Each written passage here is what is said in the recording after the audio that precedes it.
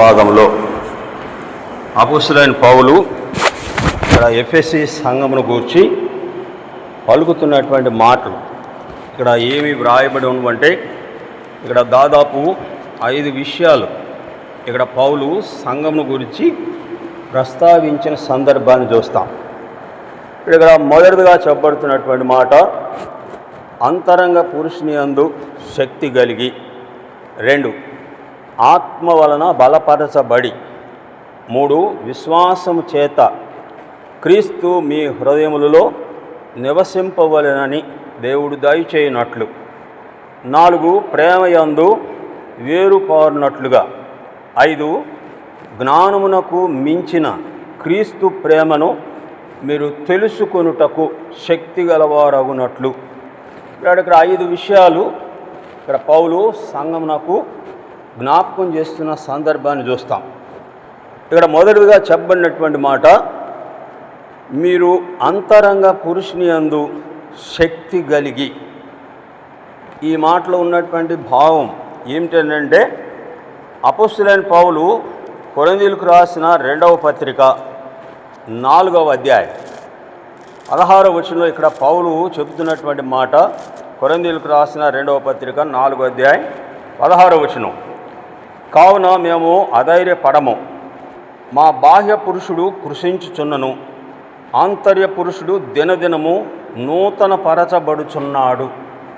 ఇక్కడ బాహ్య పురుషుడు పైకి వారు బలహీనులుగా కనబడుతున్నప్పటికీ కూడాను ఇక్కడ వారు అంతరంగమందు దినదినము కూడాను నూతన పరచబడుతున్నట్లుగా చూస్తాం.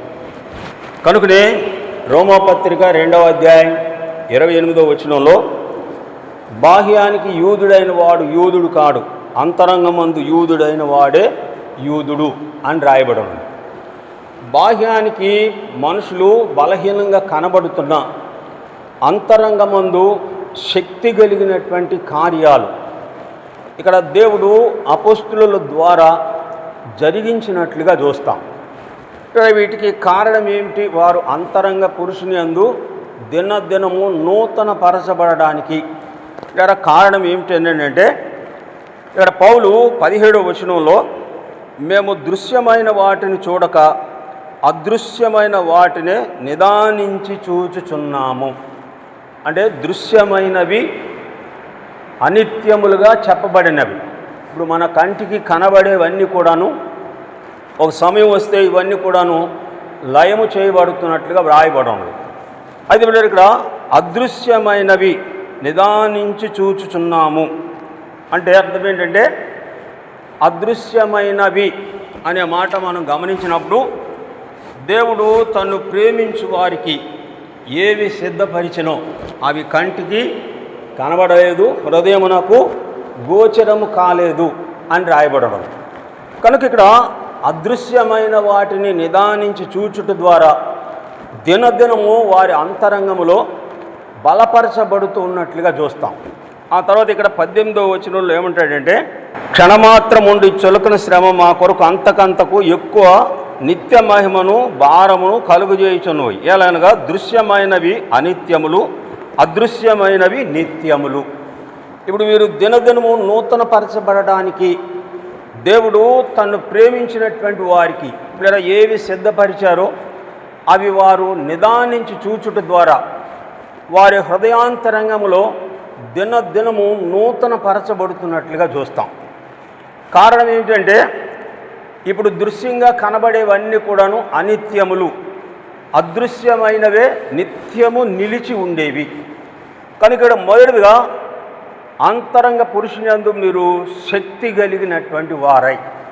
ఇప్పుడు అంతరంగ పురుషుని యందు శక్తి కలిగి ఒక మనుషుడు ఉండాలి అని అంటే ఇలా అతడు దేవుని వైపు చూసినటువంటి వాడై దేవుడు వారికి ఏవేవి కలుగజేస్తున్నాడో అవి వారు ఎరిగినటువంటి వారై ఉండాలి. వారు మాత్రమే అంతరంగ పురుషుని యందు శక్తి కలిగినటువంటి వారై ఉన్నట్లుగా చూస్తాం. ఇక్కడ రెండవదిగా చెప్పబడిన మాట ఏంటంటే ఆత్మ వలన బలపరచబడి. దేవుని యొక్క ఆత్మ మనుషులను బహుగా బలపరిచిన సందర్భాలను చూస్తాం. మీరు మొదటి సమూయేలు గ్రంథం 16వ అధ్యాయం 13వ వచనం చదివితే సమూయేలు యెషయా కుమారులందరి ఎదుట దావీదును అభిషేకించినట్లుగా వ్రాయబడి ఉన్నది. సమూయేలు దావీదును అభిషేకించిన నాట నుండి దేవుని ఆత్మ దావీదు మీదికి బలముగా దిగి వచ్చెను అని రాయబడి ఉన్నది. ఆత్మ వలన బలపరచబడినటువంటి అనుభవం ఇలా దావీదు జీవితంలో ఎన్నో కార్యాలను చూస్తాం. 9.5 అడుగుల గొలియాతును సంహరించినటువంటి సందర్భాన్ని చూస్తాం. గొర్రె పిల్లలను ఎత్తుకెళ్ళిపోతున్నప్పుడు సింహాన్ని ఎలుగుబంటును సంహరించిన దానిలో చూస్తాం. ఆ తర్వాత ఉప్పు లోయలో దావీదు ఒక్క దినమందు 40,000 మందిని శత్రువులను సంహరించినట్లుగా వ్రాయబడి ఉన్నది. ఇక్కడ ఈ కార్యాలన్నీ ఎలా జరుగుతున్నవి అంటే దేవుని యొక్క ఆత్మ వలననే జరుగుతున్నట్లుగా చూస్తాం. కనుకనే హగ్గయి గ్రంథం 2వ అధ్యాయంలో నా ఆత్మ మీ మధ్య ఉన్నది కనుక మీరు భయపడకుడి, నా ఆత్మ వలననే ఇవి జరుగుచున్నవి అని దేవుడు సెలవిచ్చినట్లుగా చూస్తాం. కనుక ఇక్కడ పౌలు యొక్క ప్రార్థన ఏమిటి అంటే మొదటిది అంతరంగ పురుషుడు శక్తి కలిగి ఉండాలి. 2 ఆత్మ వలన మనుషుడు బలపరచబడినటువంటి వాడై ఉండాలి. కీర్తన 18లో దావీదు యెహోవా నా బలమా అని గానము చేసిన పాటను చూస్తాం.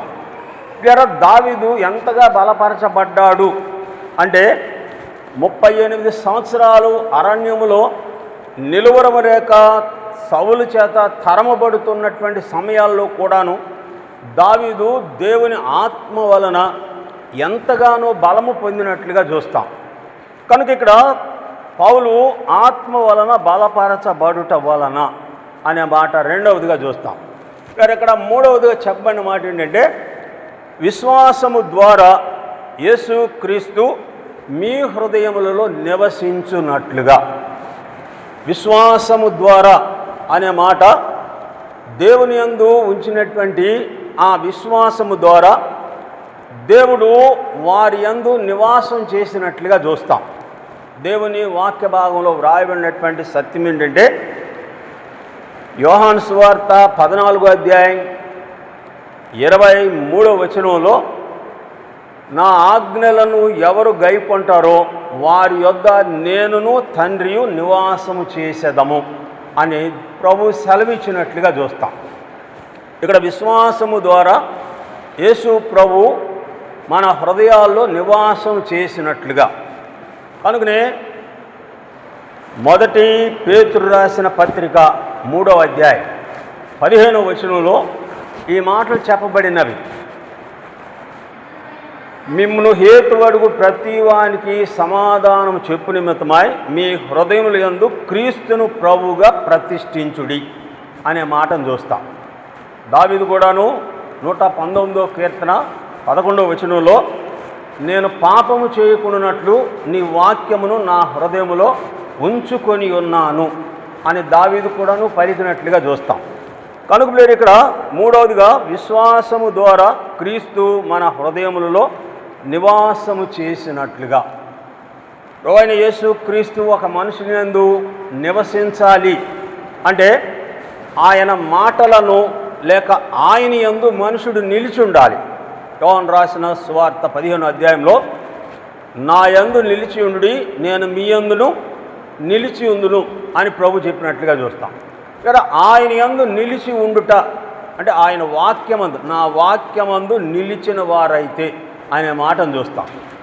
దేవుని యందు నిలిచి ఉండుట అనేది ఏం చూపిస్తుంది అంటే నిరంతరము దేవుని సన్నిధిని అపేక్షించేటువంటి మనసు కలిగినటువంటి అనుభవాన్ని సూచిస్తూ ఉన్నట్లుగా చూస్తాం. కీర్తన 84లో కొరావు కుమారులు నేను ఎప్పుడూ దేవుని సన్నిధికి వచ్చేదను నా ప్రాణము కేకలు వేయుచున్నది అనే మాటను చూస్తాం. కీర్తన 42లో దేవా దుప్పి నీటి వాగుల కొరకు ఆశపడునట్లు నీ కొరకు నా ప్రాణము ఆశపడుచున్నది. ఇక్కడ ఈ దుప్పి నీటి వాగుల కొరకు ఎందుకు ఆశపడుతుందంటే అది ఎక్కువగా నీరు తాగడం వలన దాని నుండి వచ్చేటువంటి ఆ వాసన, ఎక్కువగా నీరు తాగపోతే దాని నుండి వాసన బయలు వెళ్ళిన తర్వాత క్రూర జంతువులకు అది ఎక్కడుండో తెలుస్తుంది, అక్కడికి వచ్చేసి దానిని చంపివేస్తుంది. కనుకలే దుప్పి ఎక్కువగా నీరు తాగడం వలన దానిలో ఉన్నటువంటి వాసనను బయటకు రాకుండా చేయడమే. అందుకేమంటే దుప్పి నీటి వాగుల కొరకు ఆశపడినట్లు. ఇప్పుడు ప్రాణాపాయ స్థితి నుండి తప్పించుకోవడానికి దుప్పి నీరును ఎట్లాగ అపేక్షిస్తుందో, ఇక్కడ కౌరవ కుమారులు కూడా అదే మాట చెప్పారు, దుప్పి నీటి వాగుల కొరకు ఆశపడినట్లు నీ కొరకు నా ప్రాణము ఆశపడుచున్నది. అంటే వాక్యాన్ని ఎంతగా మనుషుడు అపేక్షిస్తాడో, వాక్యమందు నిలిచుండడానికి ఎంతవరకు మనుషుడు ప్రయత్నిస్తాడో, ఇక్కడ ఈ విషయాలన్నిటిలో కూడాను దేవుడే అతని పక్షంగా నిలిచినట్లుగా చూస్తాం. నా యందు మీరు నిలిచి ఉండుడి, మీ యందును నేను నిలిచి ఉందును. కనుక ఇక్కడ విశ్వాసము ద్వారా క్రీస్తు మన హృదయములలో నివసించున్నట్లుగా ఇక్కడ పౌలు ఎఫెసీ సంఘం గురించి మాత్రమే కాక సార్వత్రిక సంఘముతో చెబుతున్నటువంటి మాట, ప్రభువును అంగీకరించినటువంటి ప్రతి వ్యక్తి అంతరంగమందు శక్తి కలిగిన వాడై ఉండాలి. ఇక్కడ అంతరంగమందు శక్తి కలిగి ఉండాలి అని అంటే అదృశ్యమైనటువంటి దేవుని కార్యాలను అతడు దృష్టించేవాడై ఉండాలి. అందుకే ఏమనంటే నిదానించి చూచును. సంఖ్యాకాండం 12వ అధ్యాయంలో మోషేను గురించి దేవుడు ఇచ్చిన సాక్ష్యం ఏంటంటే అతడు యెహోవా స్వరూప దర్శనమును నిదానించి చూచును అని రాయబడింది. అంటే దేవుడు అదృశ్యమైనటువంటి కార్యాలను మనుషుడు చూడాలి అంటే హృదయ మనోనేత్రము ద్వారా నిదానించి చూచుడు ద్వారా దేవుని కార్యాలను మనుషుడు చూడగలిగినప్పుడు ఇక్కడ అంతరంగమందు దినదినము మనుషుడు నూతన పరచబడుతున్నట్లుగా పౌలిచ్చినటువంటి సాక్ష్యంలో చూస్తాం. అందుకే ఇక్కడ ఏమంటాడంటే దృశ్యమైన వాటిని చూడక అదృశ్యమైన వాటినే మేము నిదానించి చూచుచున్నాము. దేవుని వాక్యము లేక దేవుడు మన హృదయంలో నివసించడం ద్వారా దేవుడు చూపించేటువంటి కార్యాలు, ఆయన అదృశ్య లక్షణములను దేవుడు వారికి చూపిస్తూ ఆయన లక్షణాలను వారు అనుసరించే వారిగా దేవుడే సిద్ధపరుస్తూ ఉన్నట్లుగా చూస్తాం. ఇక్కడ 4వదిగా గమనించినప్పుడు ప్రేమయందు వేరుపారి ఈ ఎఫెసీ సంఘము ఎక్కడ పడిపోయింది అంటే ఈ ప్రేమలోనే పడిపోయినట్లుగా చూస్తాం. చూడండి, ప్రకటన గ్రంథం 2వ అధ్యాయం, ప్రకటన గ్రంథం 2వ అధ్యాయం మొదటి నుంచి చదువుతాం, గమనించండి. ఆ 2వ వచనం నుండి, నీ క్రియలను, నీ కష్టమును, నీ సహనమును నేను ఎరుగుదును. నీవు దుష్టులను సహింపలేవనియు అపోస్తులు కాకయే తాము అపోస్తులమని చెప్పుకొని వారిని పరీక్షించి వారిని అబద్ధికులని నీవు కనుగొంటివనియు నీవు సహనము కలిగి నా నామము నిమిత్తము భారము భరించి అలయలేదని నేను ఎరుగుదును. ఆయనను మొదట నీకుండిన ప్రేమను నీవు వదిలితివని నీ మీద తప్పు ఒకటి మోపవలసి ఉన్నది. ఇప్పుడు పౌలు ప్రార్థన ఏంటంటే ప్రేమయందు వేరుపారి అంటే ప్రేమలో అభివృద్ధి చెందేటువంటి అనుభవం. అయితే పిల్లలు ఇక్కడ ఎఫెసీ సంఘము పై విషయాలన్నిటిలో చాలా బలముగా ఉన్నట్లుగా చూస్తాం. ఇక్కడ క్రియలు, కష్టం, నీ సహనము, నీవు దుష్టులను సహింపలేవని అపోస్తులు కాకయే దొంగ అపోస్తులను కనుగొన్నటువంటి సంఘం. తర్వాత ఇక్కడ చెప్పినటువంటి మాట, వారు అబద్ధికులను కనుగొంటివి, నీవు సహనము కలిగిన నాము నిమిత్తము భారము భరించి అలయలేదని నేను ఎరుగుదును.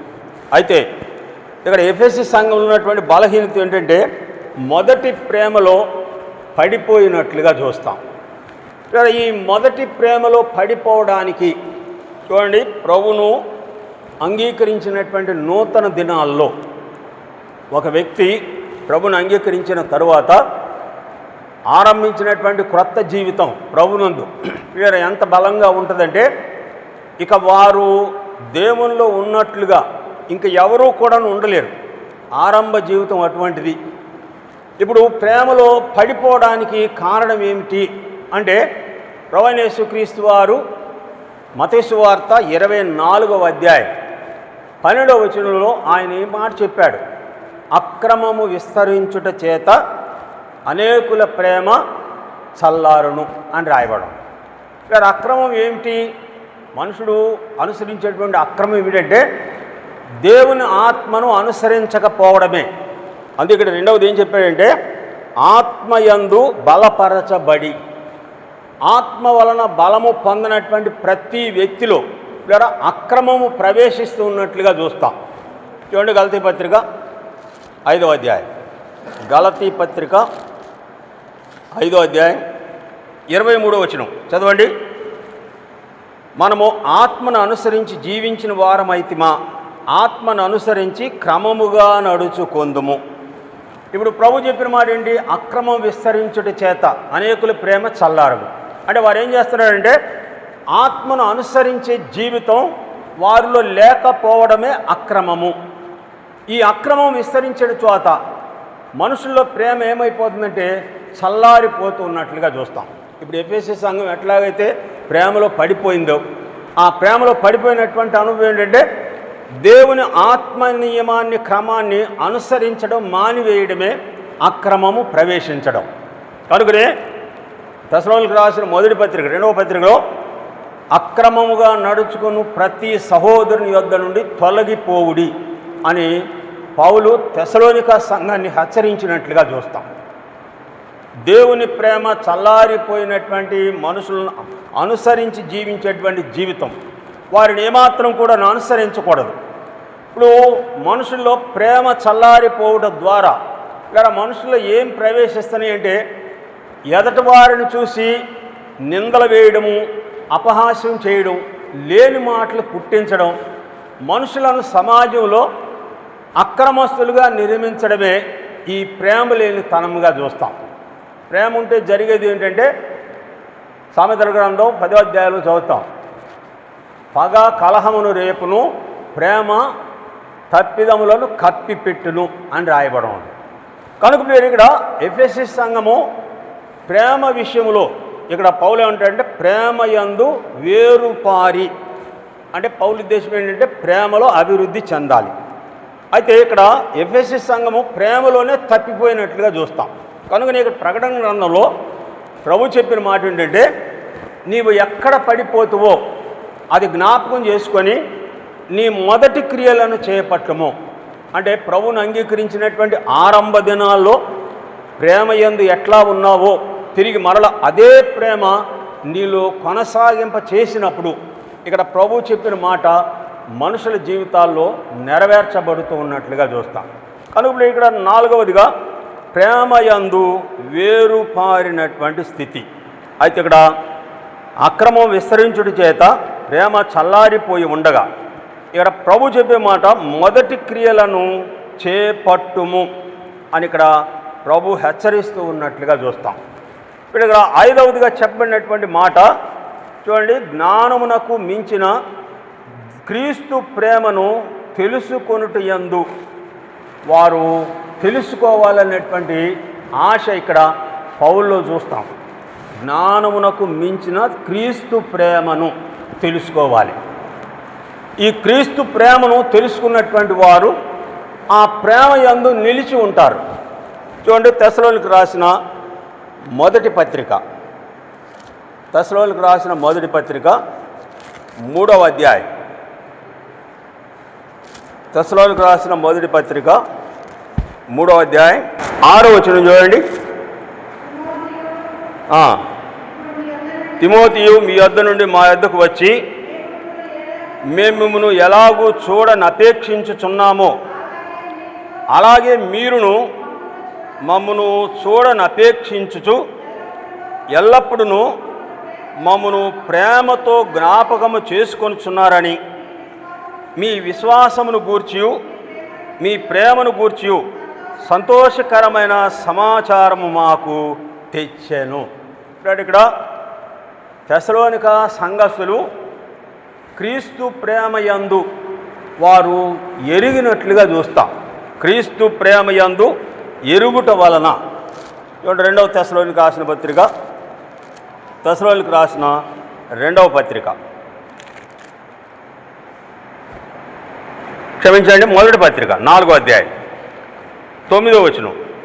సహోదర ప్రేమను గూర్చి మీకు వ్రాయనక్కర్లేదు, మీరు ఒకరినొకడు ప్రేమించుటలో దేవుని చేతనే నేర్పబడితిరి. అలాగుననే మాసిదోనియ అంతటా ఉన్న సహోదరులందరినీ మీరు ప్రేమించుతున్నారు. సహోదరులారా, మీ ప్రేమయందు మరి ఎక్కువగా అభివృద్ధి నొందుచుండవలెనని సంగమునకు వెలుపటి వారి ఎడల మర్యాదగా నడుచుకొనుచు మీకేమీ కొదువు లేకుండానట్లు మేము మీకు ఆజ్ఞాపించిన ప్రకారము మీరు పరుల జోలికి పోక మీ సొంత కార్యములను జరుపుకొనుట యందును మీ చేతులతో పనిచేయుట యందును ఆశ కలిగి ఉండవలనని మిమ్మును హెచ్చరించుచున్నాము. ఇక్కడ చెప్పబడిన మాట ఏంటంటే, మీరు పరుల జోలికి పోగా. ప్రేమ గలవాడు చేసే పని ఏంటంటే ఎదట వారిని ఎప్పుడు కూడాను చూడడు. మీరు పరుల జోలికి పోగా. ఇప్పుడు పరుల జోలికి వెళ్ళడం అని అంటే మనుషుల్లో ప్రేమ చల్లారిపోవడం ద్వారా మనుషులను చూసి వారిలో ఉన్నటువంటి లోపాలు లేకపోయినప్పటికీ కూడాను లోపాలు కల్పించి చెప్పేటువంటి మనుషులను చూస్తాం. కనుక నేను ఇక్కడ తెస్సలోనిక సంఘం గురించి ఇక్కడ పౌలు చెప్పిన మాట ఏంటంటే, సహోదర ప్రేమను గురించి మీకు వ్రాయనక్కరలేదు. ప్రేమ చేత సహోదరు ఒకరినొకరు ప్రేమించడం వలన దేవుని చేతనే మీరు నేర్పించబడితిరి. దేవుని యొక్క ప్రేమనే వారు అనుసరిస్తున్నట్లుగా చూస్తాం.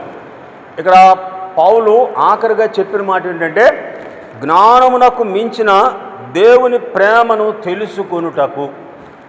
చూడండి, ఆ మాట చూడండి, 18 ఆఖరిలో చూస్తాం. జ్ఞానమునకు మించిన క్రీస్తు ప్రేమను తెలుసుకొనుటకు తగిన శక్తి గలవారు కావాలని ప్రార్థన చేయుచున్నాము.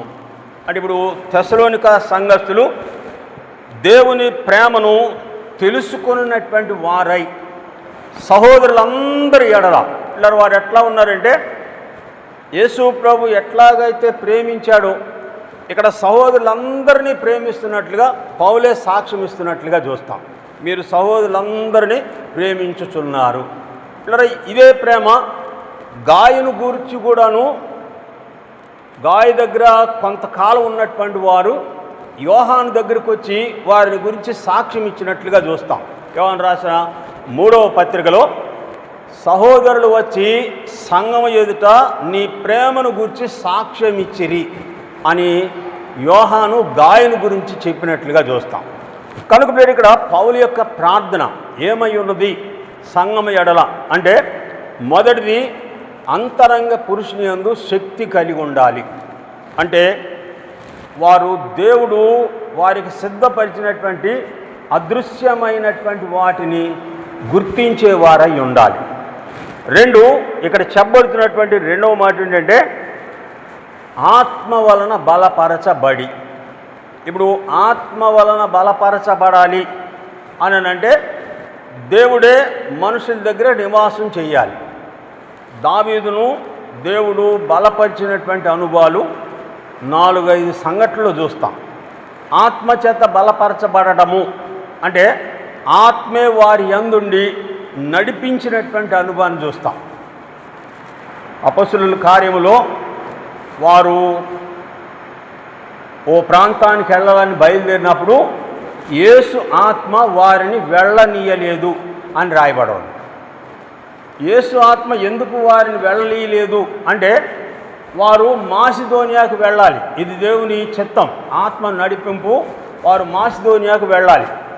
అయితే వారు వేరే ప్రాంతానికి వెళ్ళినటువంటి ఆ ఆలోచన చేయగా యేసు ఆత్మ వారిని వెళ్ళనీయలేదు అని చెప్పిన తర్వాత ఆ రాత్రి పౌలు దర్శనమందు మాసిదోనియా వారు వచ్చి మాకు సహాయం చేయమని దర్శనమందు పౌలు గుర్తించినట్లుగా చూస్తాం.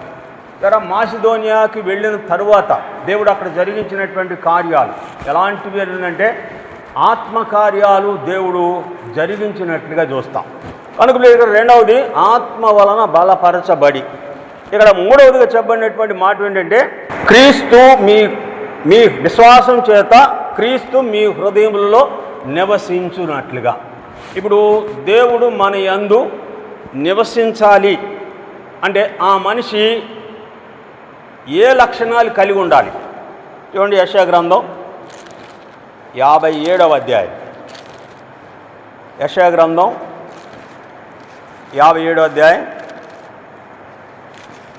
15వ వచనం. 57:15.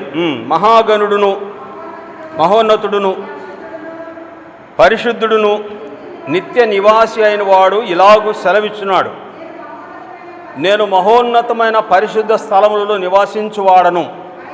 ఆయనను, ఈ మాట గమనించండి, ఆయనను వినయము గల వారి ప్రాణం ఉజ్జీవింపజేయుటకును నలిగిన వారి ప్రాణమును ఉజ్జీవింపజేయుటకును వినయము గలవారి యొద్ద దీన మనసు గలవారి యొద్ద నేను నివాసము చేయుచున్నాను.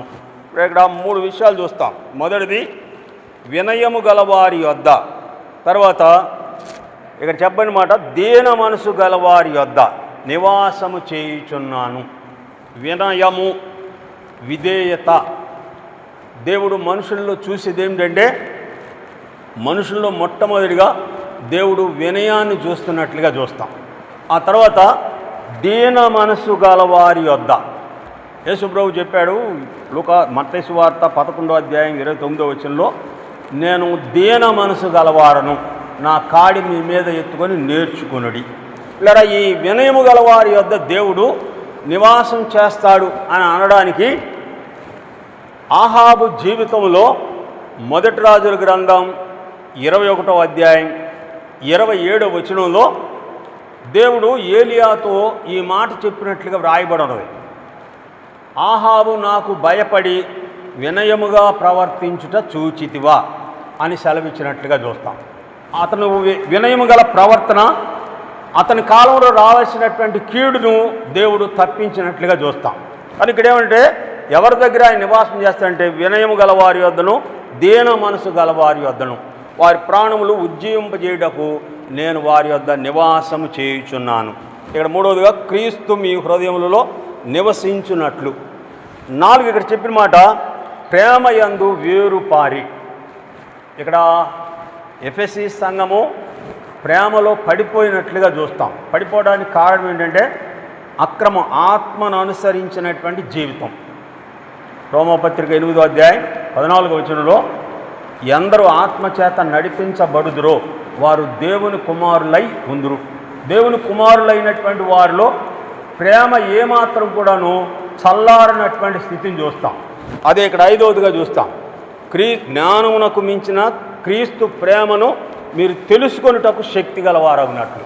ఇలా తెలుసుకున్నటువంటి శక్తి గలవారు ఎవరంటే తెస్సలోనిక సంఘము దేవుని ప్రేమను తెలుసుకొనుట ద్వారా ఆ ప్రేమ యందే వారు నిలిచున్నట్లుగా ఇక్కడ పౌలు సాక్ష్యం ఇచ్చినట్లుగా చూస్తాం. దేవుని ప్రేమను గురించి మీకు వ్రాయనక్కర్లేదు. మీరు ఒకరినొకరు ప్రేమించుకున్నట్టు ద్వారా దేవుని చేతని నేర్పించబడిదిరి. క్రీస్తు ప్రేమను వారిలో నివసిస్తూ ఉన్నట్లుగా చూస్తాం. కనుక 5 విషయాలు చూసాం. మొదటిది అంతరంగ పురుషుడు శక్తి కలిగి ఉండాలి. 2 ఆత్మ వలన బలపరచబడాలి. 3 క్రీస్తు మన హృదయంలో నివసించాలి. 4 ఇక్కడ చెప్పండి మాట 4 ప్రేమయందు వేరుపారి. 5 జ్ఞానమునకు మించిన క్రీస్తు ప్రేమను తెలుసుకోవాలి. ఈ 5 విషయాల్లో మొదటిది పౌలు చెప్పినటువంటి మాట, మా బాహ్య పురుషుడు కృషించుచున్నను ఆంతర్య పురుషుడు దినదినము నూతన పరచబడుచున్నాడు. అంటే వారు దేవుడు సిద్ధపరిచినటువంటి అదృశ్యమైన వాటినే వారు చూస్తున్నారు కనుక దినదినము నూతన పరచబడుతున్నాడు. తర్వాత ఇక్కడ 2వదిగా చెప్పబడినటువంటి మాట, నాట నుండి దేవుని ఆత్మ దావీదు మీదికి బలముగా దిగి వచ్చెను. దేవుని బలము దావీదు యందు ఉండుట వలన ఎలుగుబంటును సింహాన్ని గొలియాతును సంహరించినట్లుగా చూస్తాం. ఇక్కడ 4వదిగా ప్రేమను వేరుపారుట వలన దాని ఎత్తు లోతు వెడల్పు పొడవు తెలుసుకొనుటకు మీరు వేరుపారిన వారై. ఇప్పుడు ప్రేమ వేరుపారుట అనేది ఏం తెలియవస్తుందంటే ప్రేమయందు నిలిచి ఉన్నటువంటి మనుషుడు ప్రేమయందు వేరుపారుతాడు. ఇప్పుడు ప్రేమలోనే పడిపోయిన వాడు ప్రేమయందు ఎట్లా వేరుపారుతాడు? ఆ వేరుపారినటువంటి అనుభవమే ఐదవది, జ్ఞానమునకు మించిన క్రీస్తు ప్రేమ మీరు తెలుసుకొనున్నట్లు. ఈ 5 విషయాలు సంఘము గ్రహించేటట్లుగా ప్రార్థన చేస్తాం. ఆ 5 విషయాలు యందు కూడాను దేవుడు వారిని బలపరుచున్నట్లుగా ప్రార్థన చేస్తాం.